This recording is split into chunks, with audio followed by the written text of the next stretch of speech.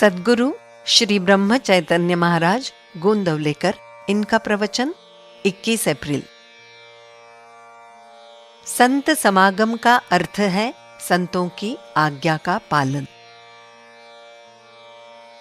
कोई भी मंगल कार्य हो, सर्वप्रथम गणपति का आवाहन किया जाता है और सारा कार्य समाप्त होने के बाद अंत में उसका विसर्जन करते हैं।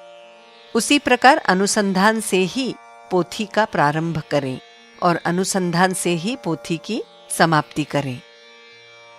लौकिक कार्य में गणपति का विसर्जन करने के बाद हम बचे रहते हैं, पर अनुसंधान का विसर्जन करते समय हमें उसमें विलीन होना चाहिए। जैसा रखना हो वैसा रखो, किंतु मैं तुम्हें न भूलूं, इतनी भीख मुझे दे दो। ऐसी गुरु के चरणों में हम प्रार्थना करें। भगवान को भूलकर भजन मत करो। भगवान का स्मरण रखकर यदि सब्जी भी मंडी से ले आए तो भी उसकी सफलता अधिक है। संसार हमें क्या कहेगा, ऐसी लज्जा के डर से भगवान को हम दूर ना करें। मैं कौन हूं, इसका विचार करें, और ऐसा विचार करने के लिए मैं किसी का भी नहीं हूं, इसका चिंतन करें। मैं अपने सगे संबंधियों, पत्नी, बच्चों, माँ बाप का तो हूं ही नहीं, लेकिन मैं अपनी देह और अपने मन का भी नहीं हूं, और ऐसा सोचते सोचते जो बचेगा वो मैं हूं। सच्चा संतोष अकेलेपन में है। इसलिए द्वैत का जनक अभिमान कैसे कम होगा, इसका चिंतन करें। अतः मैं करता नहीं हूं, ईश्वर करता है, ये समझें। सभी प्राणियों में भगवान ही है, ये सोचें और सत्समागम करें। सत्समागम का अर्थ है सत्य का समागम।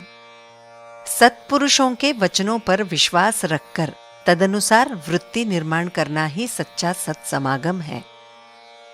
संतों पर अनन्य श्रद्धा रखें। वे जैसा आचार विचार करते हैं वैसा तुम करो। उनके समागम में दरिद्रता है, ऐसा कभी मत मानो। जो लगातार तुम्हारे विषयों की पूर्तता कर देते हैं वे संत नहीं होते। सच्चे संत विषयों की आसक्ति कम कराते हैं। ऐसे संतों की शरण में जाना चाहिए। संत ही निर्विषय चित्त कर पाते हैं। संत ईश्वर के दर्शन की लगन पैदा करते हैं। लगन पैदा कर देना ही संतों का कार्य है। संतों की भाषा में लगन होती है, अतः वही भाषा हम में लगन निर्माण करती है। संत जैसा कहें वैसा आचरण करना चाहिए। संतों के बिना संसार असंभव है। जो देह धारण करके दिखाई देते हैं, किंतु वास्तव में जो देह के अतीत होते हैं वे ही संत होते हैं। हम उन्हें पहचान नहीं पाते। इसका कोई उपाय नहीं है। नाम के कारण ही संतों को पहचान पाते हैं। उसी के कारण उनका हमारा द्वैत मिटा पाते हैं और अभिन्नता स्थायी कर पाते हैं। जो भगवान का नाम स्मरण करेगा उसे भगवान से मिला देंगे। कहीं रुकावट नहीं होगी। किंतु जो केवल शब्द ज्ञान के फंदे में रहेगा, शब्द के अनुसार आचरण नहीं करेगा, उसकी आसक्ति कम नहीं होगी, उसका जीवन सफल नहीं होगा। जब संत हमें अपनाते हैं तब वो हमें हर संभव संभालते हैं। जानकी जीवन स्मरण जय जय राम।